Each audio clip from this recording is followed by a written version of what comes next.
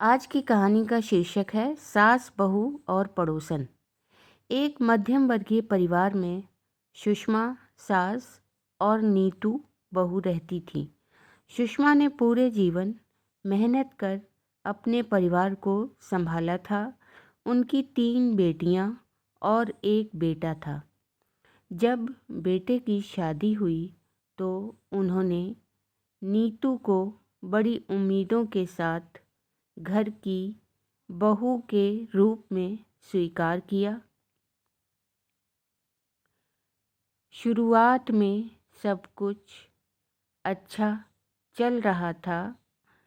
नीतू पढ़ी लिखी थी और ऑफिस में काम करती थी।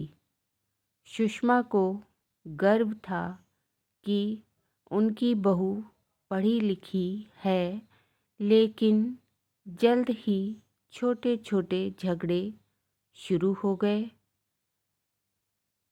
सुषमा को लगता था कि नीतू घर के कामों में उतनी रुचि नहीं लेती जितनी लेनी चाहिए।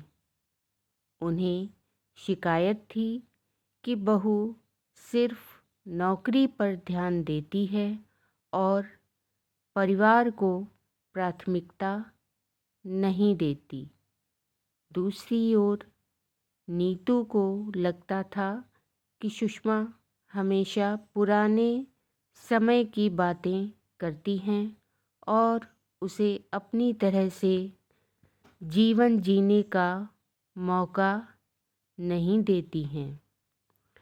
सुबह सुबह रसोई में देर से आने को लेकर सास बहू में तकरार होने लगी।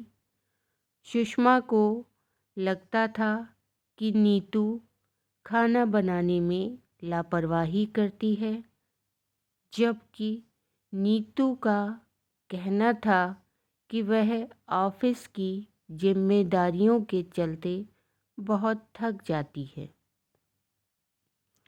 एक दिन दोनों के बीच बहस इतनी बढ़ गई कि नीतू ने अपना सामान पैक कर मायके जाने का फैसला कर लिया। लेकिन पड़ोस में रहने वाली शांति चाची ने हस्तक्षेप किया।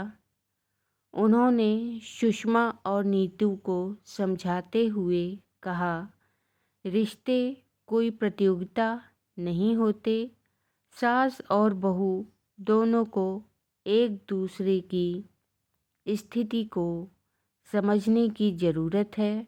सुषमा, तुमने अपना जीवन अपने तरीके से जिया, अब बहू को भी अपनी पसंद नापसंद के हिसाब से जीने दो।